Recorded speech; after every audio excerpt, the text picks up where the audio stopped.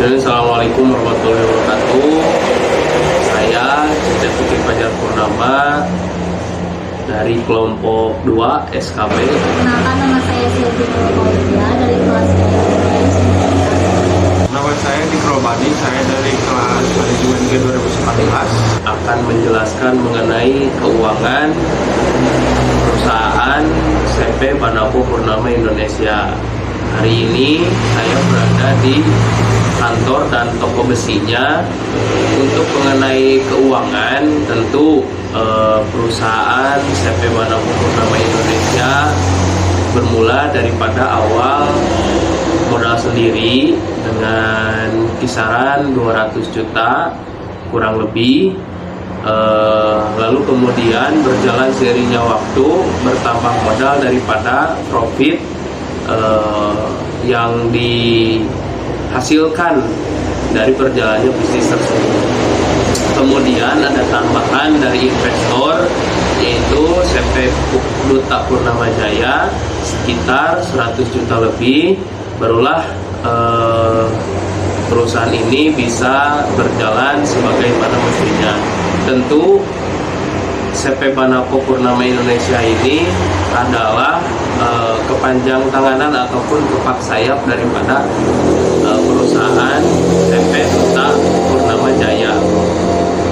Hal ini menunjukkan bahwa berjalannya CP Banapo Purnama Indonesia sudah menginjak 2 tahun lebih. Tentu secara keuangan mungkin setelah dilihat beberapa laporan keuangannya, maka bisa dipastikan CP Banapo Purnama Indonesia sudah mulai settle, namun belum bisa settle sepenuhnya karena keuangan di CP Banapo Purnama Indonesia masih belum tertata rapi. Nah, ada pun beberapa hal yang menjadi saran untuk kedepannya, baik untuk CP Banapo Purnama Indonesia, adalah merapihkan masalah administrasi keuangan sehingga terjadinya sebuah sistem alur yang dibangun oleh CP Banapo Indonesia kedepannya lebih baik. Saya akan menjelaskan perusahaan tersebut. Yang pertama, CP Banapo Purnama Indonesia adalah perusahaan yang bergerak di industri jasa properti seperti kemudian konstruksi bangunan dan lain-lain dengan pelayanan yang maksimal, mengutamakan kenyamanan konsumen. Kemudian perusahaan ini adalah pengembangan sayap dari CP Purnama Jaya, properti yang beroperasi sejak 2015 lalu. Kemudian analisis SWOT dari CP Banapo Purnama Indonesia. Yang pertama, kekuatan. Dengan poin yang pertama, sumber daya manusia yang berprofesional.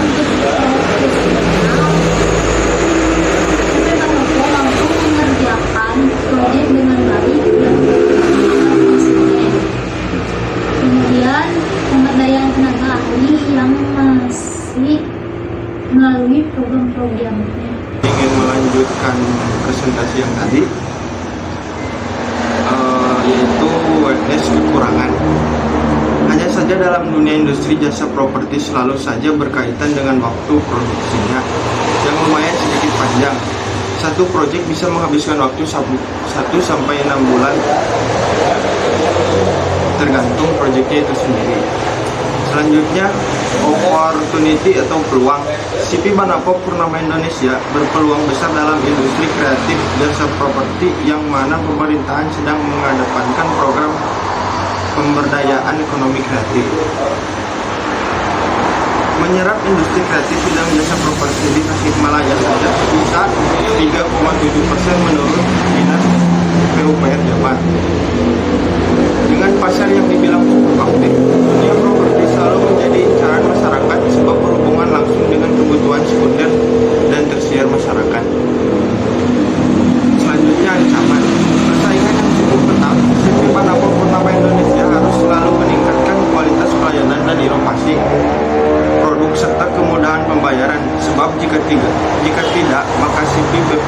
akan kalah dengan kompetitor.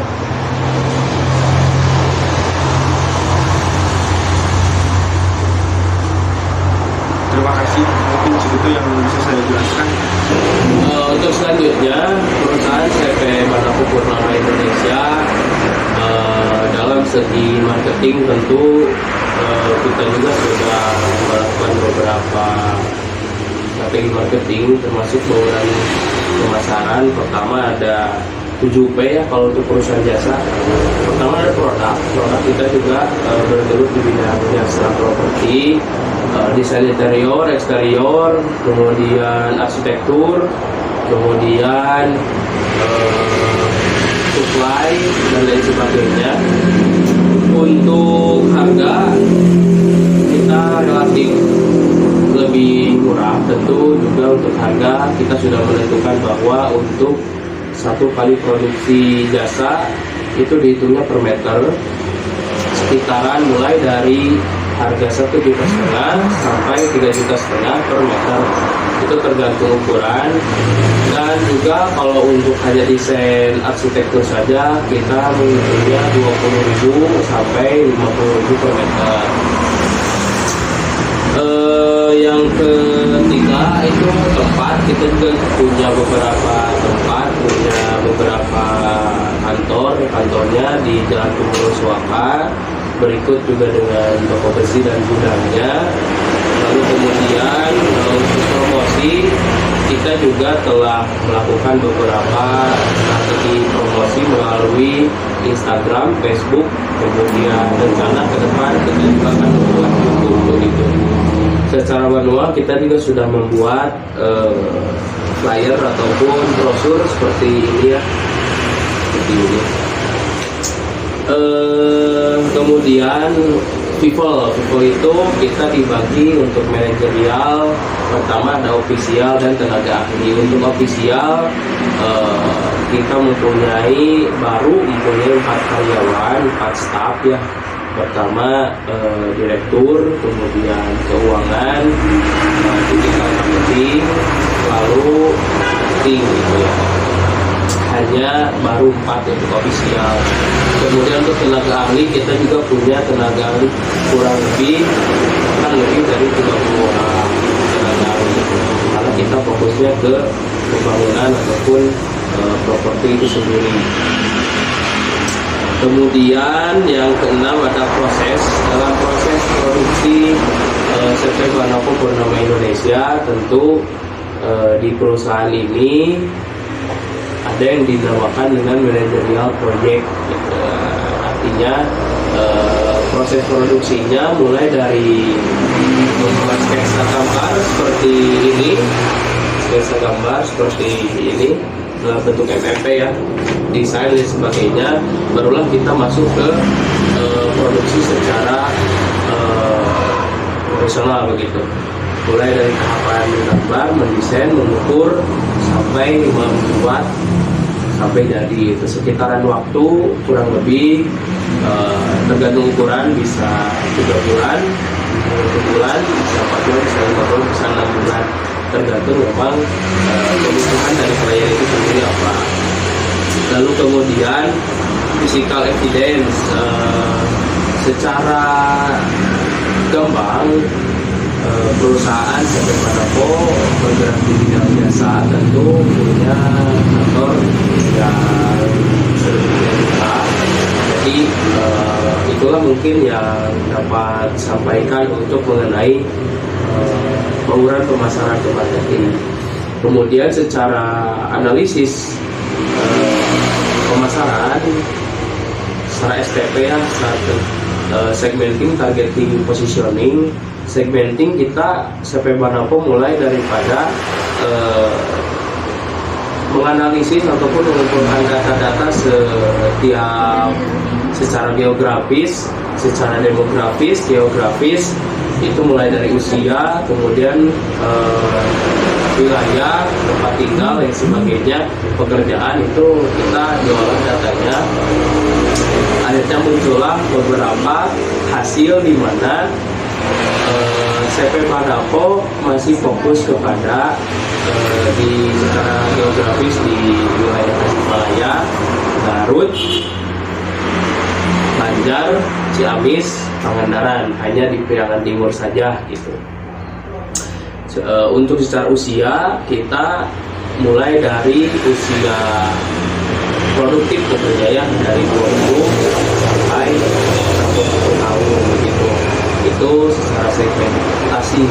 Kemudian kita targeting pun segmen pertama sudah mengolah data dari beberapa dari segmentasi yang tadi. Akhirnya hasilnya adalah orang-orang yang sibuk dengan dengan kapasitasnya, akhirnya dia tidak paham mengenai situasi kondisi mengenai bangunan begitu. Nah, kita hadir untuk menyelesaikan solusi-solusi itu untuk membantu masyarakat sekitar yang kurang paham mengenai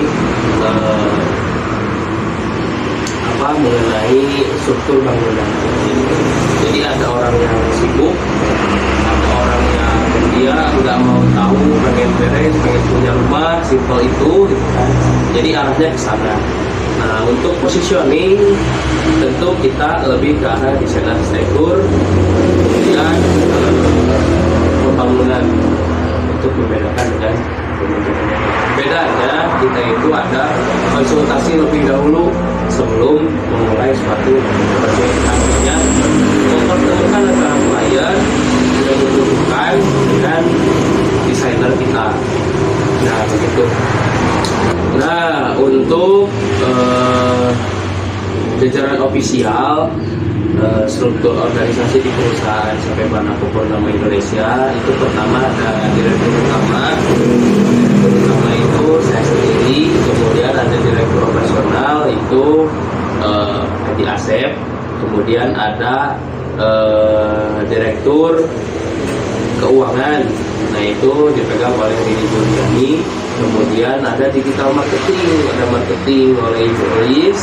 Kemudian di bawahnya lagi ada staff ataupun VP daripada digital marketing itu Samsul Wahid. Kemudian ada kepala tenaga ahli itu ada Nurdin. Itu mungkin secara struktur baru segitu. Nah, untuk ranah direktur utama tentu dia punya plan mengenai strategi perusahaan mau dibawa kemana, artinya secara eksternal hubungan antar lembaga, kemudian hubungan antar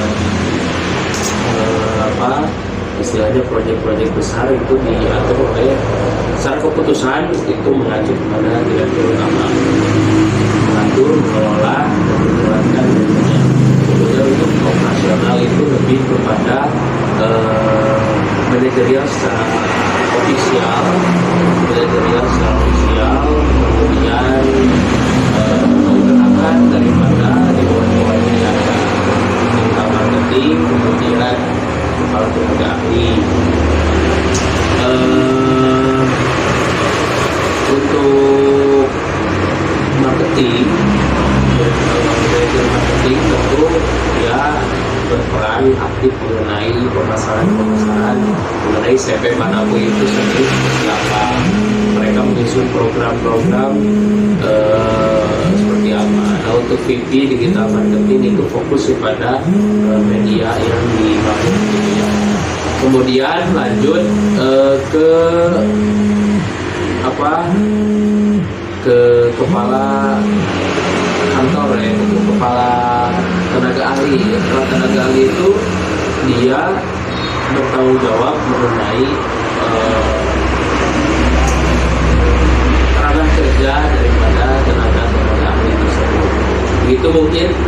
Sekian dari saya. Assalamualaikum warahmatullahi wabarakatuh.